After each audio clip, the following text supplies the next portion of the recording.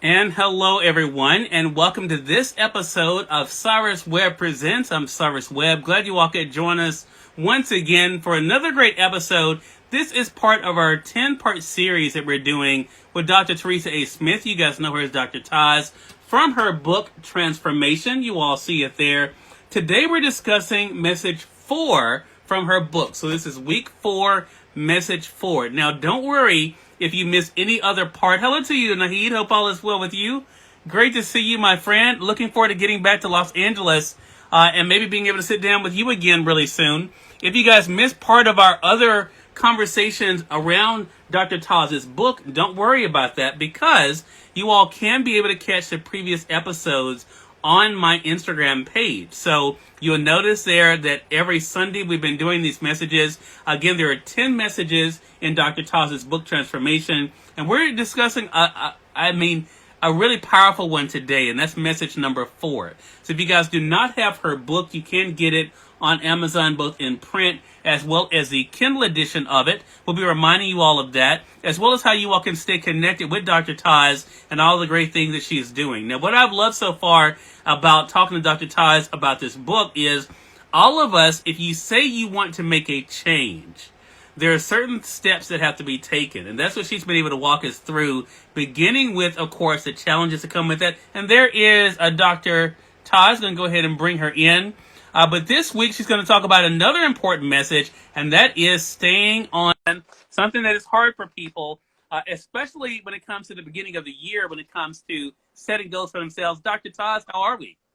Good. How are you doing, Cyrus? Hey, doing really well. Great to see you as always, my friend. Hello to everyone who is coming in. Holly, hello to you joining us from California there. Appreciate you. Silver Star, hello to you. Appreciate all of you for being on with us. I think, is that Khalil? Khalil, I think it is. Thank you so much for being on with us as well. So another great message for us today, Dr. TAS, probably one of my favorites, but you probably hear me saying that a lot with a lot of these because they all are so good. So we began with the realization, Dr. TAS, for those who may have missed our first part of the series, that change is challenging. That's how we kind of began this. Now it's interesting, on week 4, message 4, you're encouraging us to do something else, and that is to stay on track. You give a personal example in that. You give some scriptural examples in that. We're going to go through some of those messages. But I want to talk about how you decided that in these 10 messages, Dr. TAS, you are going to begin with change is challenging, the realization of what it means to change and transform, but also why it was important for you to mention staying on track. Thank you, Cyrus, and thank you to everybody for joining us today. You know, change is so challenging, and it's easy to give up, and then you go off track. And so it's real simple. You have to stay focused, and sometimes we have to figure out how to know what our focus should be. And so that's the reason why, you know, I'm sort of like walking you through the steps of how you get to transformation, actually. Mm-hmm. Yeah. And I want to be seen. Hello to you. Glad to see you as well. What I love to, again, for those who may have missed, this is week 4, message 4 from Dr. TAS's book. But if you guys missed the others, don't worry about it. You can find them on our IGTV here on my page. I think she may even have shared them on her page too. So make sure you guys do check that out. But what her book is all about is how to become the person we say that we want to be, but also we're meant to be. We're destined to be. And this comes really interesting in a clear perspective, Dr. TAS, in message 4, because the message is to stay on track. You give a personal example from your family, but then you give in some really, I think, appropriate scriptures that show the importance of focus too. Do you think that is just one of the things just in general? Forget about transformation. Do you think that's one of the things that in general messes us up? That we may start right on a path in a relationship, in a job, on self-work or something else, and then we allow ourselves to be knocked off track.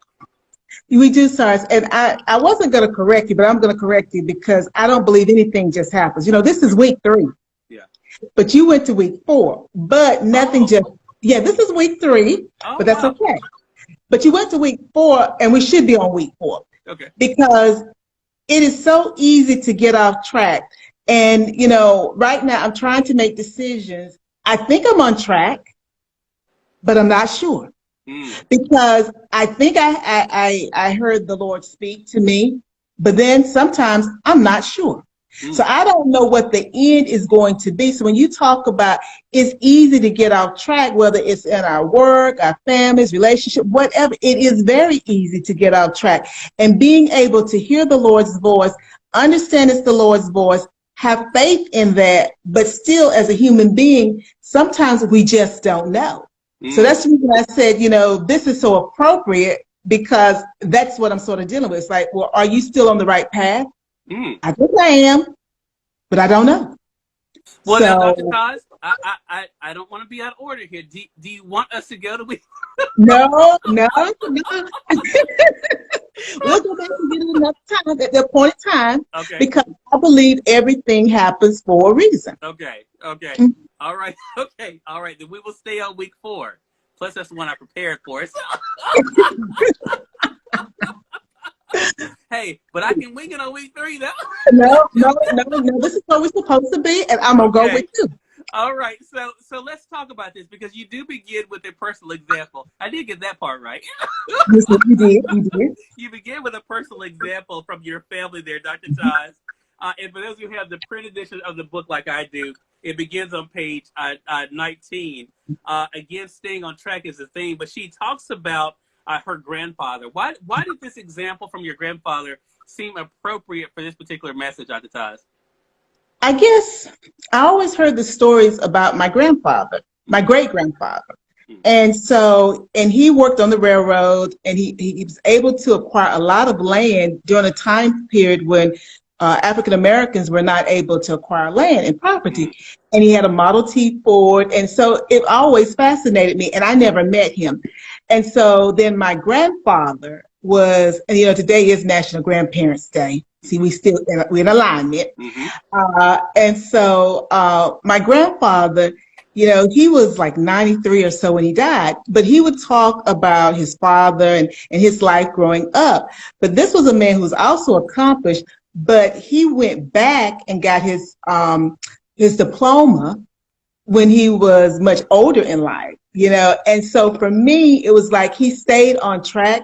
He accomplished all the things that, as far as materialistic things, it wasn't a whole lot of materialistic stuff because he was 93 and he's been deceased for several decades now. But you know what I'm saying, guys? Right. He accomplished in his time, but he still wanted an education. He never forgot that. And so for him, that was him staying on track. And I thought it was appropriate because it doesn't matter what it is that you're wanting if you continue to focus and stay the course. If it's something that can be achievable, you will achieve it. There's no expiration date on it. And that's basically what his life was for me. It showed me there was no expiration date on him being able to achieve his goals. Yeah. And to that point, Dr. TAS, and this is the thing that I thought was cool about you bringing that up and then the scriptural references that you use, because I think there is something that happens with us. All of us fall short in some area of our life. We all do it, definitely myself included. But there's a decision that has to be made there. Are you going to stay off course or fall or where you fail? Or are you going to pick yourself up and move forward? And for whatever reason, Dr. TAS, and I'm curious as to your thoughts about this, a lot of people don't, after they fall or after they get off course, they either stop or go back. What do you think has helped you to do the assessments, to do the work? Because as you told us in the first message, this book was first for you. So what do you think helps you to keep moving forward? Why so many people either fall back or don't go any further? Cyrus, I don't know if this is the way I should say this, but I'm going to say it this way. My pride is not my guiding light. So I understand I make mistakes all day long. Sometimes I get it right. Sometimes I don't. I may have gotten something wrong now. But if I've gotten it wrong, I'm going to admit it. and I'm going to keep moving. Because if I don't admit it to myself, then I can't move forward. Because in other words, I'm carrying that baggage with me. And at some point, that momentum is going to knock me down, which means then I'm face forward and I'm not making any progress. We're human beings. We don't always get it right. We can try to get it right, but we don't. And I think for me, I've had to accept that it's not an Achilles heel. It's just who we are. And if we can ever understand that and put pride aside, then we can get back on track. And then also understanding this too, Cyrus, the path is never as clearly lit as we think it is. And so therefore, if I'm unable to accept my frailties, my misstep, or whatever you want to phrase, however you want to phrase it, then I'll never see the light. Meaning I'll never see the path, because the path is never really well lit anyway. So therefore, I'm going to be stuck. And if I'm stuck, then I don't achieve anything. Yeah. And then think about what that's like for our emotional and our psychological well-being. We're stuck in quicksand and we're sinking fast at that point. So that's the way I kind of look at, how do I stay on track? Yeah. And I think that is the thing here that is so fascinating. I want to say for those who are just tuning in, you are watching Cyrus Represents. This is part of our series, our 10-part series with Dr. Theresa A. Smith. And I want to say, we're supposed to be on week 3. I skipped ahead to week 4. If y'all are thinking, okay, I thought this was week 3. It is. But we're on message 4 today because that's the message I brought up. Yep. But it is an important one, and Dr. TAS says one we needed to cover, and that is staying on track from her book Transformation. It's available right now in print as well as a Kindle edition on Amazon Live. We can also remind you can stay connected with Dr. TAS. So with that being said, then, one of the scriptures that you brought up in this, I thought was really, I think it could not be any better, Dr. TAS, because it really, I think, solidifies what we're talking about here. And that scripture, in its Proverbs chapter 3, verses 5 through 8, on page 21 of the book. I love this part. And it goes to what you were just saying, though. Trust God from the bottom of your heart. Don't try to figure out everything on your own. Listen for God's voice in everything you do. Everywhere you go, He's the one who will keep you on track. Don't assume that you know it all. Run to God, run from evil. Your body will glow with health. Your very bones will vibrate with life. And that ties in perfectly with what we've been talking about. I didn't look that. What is the MSG? What version is that, Dr. TAS? That's the Message Bible. Message Bible. Okay. So what I thought was so interesting that fit in perfectly with this message is the part where it says that He's the one who will keep you on track. You go on later on in the Reflect and Connect. One of the questions or things that you make us do, Dr. TAS, is compare your personal, career, and spiritual expectations. That brings us to alignment, which is the same thing as what we're talking about staying on track. So how important then is it for us to realize that in order for us to be in alignment, everything has to be flowing together? It's really important, Cyrus, and that's the reason why I said that we were supposed to be doing this particular message today, because I've been thinking a lot about this the last 24 hours, actually, and so that's the reason I said nothing just happens, because He is the one that keeps us on track. So when you talk about comparing your personal, your career, your spiritual, or relationship goals, whatever it is, or expectations, they all have to align to Him. And that's the hardest thing to do. So what are you saying? When it doesn't align with His plan, it might work, it may not work, it may have some hiccups, you may struggle, but when it aligns to His plan, it just sort of flows. Not saying there's never going to be any issues, but it just flows so, and you know that you're in alignment. But that's the hardest thing to do, is to hear His voice, because sometimes things are lining up and we want to go off track. We want to do it the way we want to do it. And you have to go back and listen for His voice. Yeah. And He speaks so softly that, when we hear it, if we're talking or we got all this noise in our brain, we don't hear it. Yeah. So, Yeah. And that's why I think it's so, as we're talking about this correlation, again, going back to transformation, and it's funny that you mentioned this also and again, for those who are new to this, Dr. TAS gives us a message, which we talked about, stay on track. Then she gives us a Gleam recap, which I'm about to go to. And then there's what she calls reflect and connect. So what I mentioned there about compare your personal career and spiritual expectations, that was in the reflect and connect. But in the Gleam recap, you say this, though. Again, quoting from scripture, this is Philippians chapter 3, verses 15 to 16. Now that we're on the right track, the latter part of that scripture says, let's stay on it.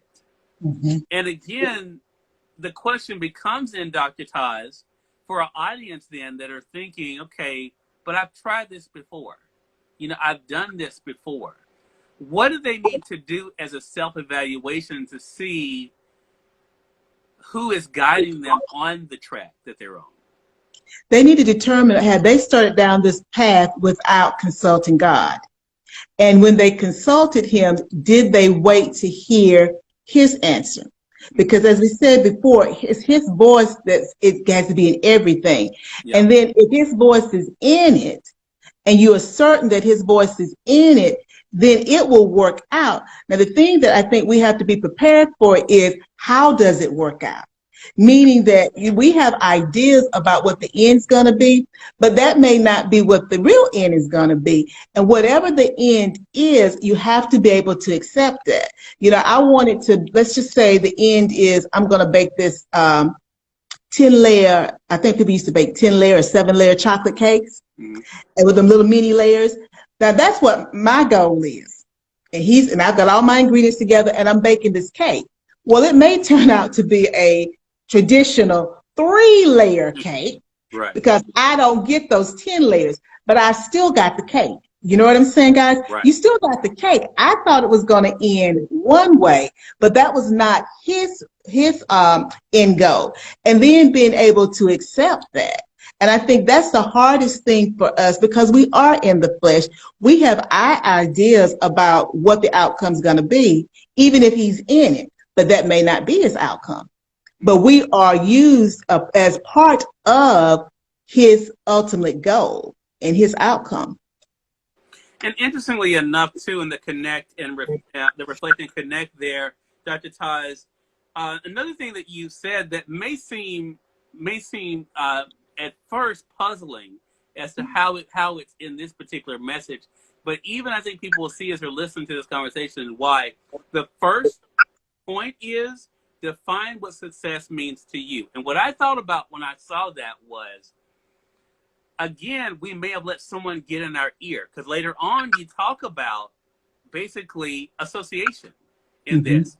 Because the down lower than that, you say in that reflect and connect, list 3 ways that you protect the masterpiece, which for me talks about what you're allowing to impact you, right? Mm-hmm. So I want to talk about this idea of success, because I thought this was interesting and appropriate once people read this message. Because I think a lot of times, if someone is running a race, and Paul used that analogy so much, mm-hmm. they're running a race. We all know not everybody's going to be number 1 or the first person across the line. But the point should be to get across the line, or to do the best you can. Yes. And I want to talk about that for you and this reflective point why you chose to put this here, because I think so many times we beat ourselves up for not being what somebody else has done instead of realizing what we have achieved. So mm-hmm. how has it served you well, Dr. TAS, to remember that success is personal, but it also is relational to what we are doing and who we are? Cyrus, my faith is very strong, and I've prayed about a whole lot of stuff over the last couple of days, and it's interesting where we are right now. I said to someone earlier today, someone reached out to me today. I wasn't expecting it. And I've had people reach out to me on social media for many things, but someone reached out to me today, and they had a need. and they asked me for assistance. Now, some people would say that was success. For me, it was, because it said that that person who has never met me had enough confidence in me to reach out to me and ask me to bare their soul and ask me for help. Well, I gave them what God gave me first thing this morning, which is not exactly what I put out this morning, but I gave it to them. And I said to them, I don't know who this is for, but this is what God gave me first thing this morning. And I gave that to them. And I said, I'm going to pray for you in your situation. For me, that was success. Success in that it was the proof that I needed that I'm doing the work that I'm supposed to do for God. You understand what I'm saying? It ain't got nothing to do with man. It ain't got nothing to do with my regular job. It has nothing to do with any of my other associations, but that I'm doing what I'm supposed to do for God. And so when you look at that success, because that was success for me, and then it comes to protecting the masterpiece. Sometimes, as I said before, we can hear the voice.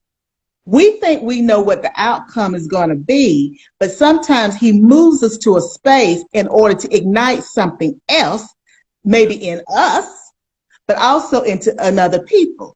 Because for me, sometimes I think, like with this instance, it meant so much to me, not because I'm all that in a bag of chips, no, because it meant I was exercising my gift. And that is important. It's more important than anything else. And so I understand being the masterpiece, because we all are the masterpiece. Anything that's going to impact that part of my life it won't prosper. And I have to get that in my mind, in my heart, in my soul, because that is the essence of who he wants me to be. It don't matter about what I want to be, who I want to be. That's the essence. And if that part cannot be protected, nothing else will prosper. But that's not a bad thing either, because if someone else is helped along my path and the thing I don't get the outcome that I want, I'm still in his will.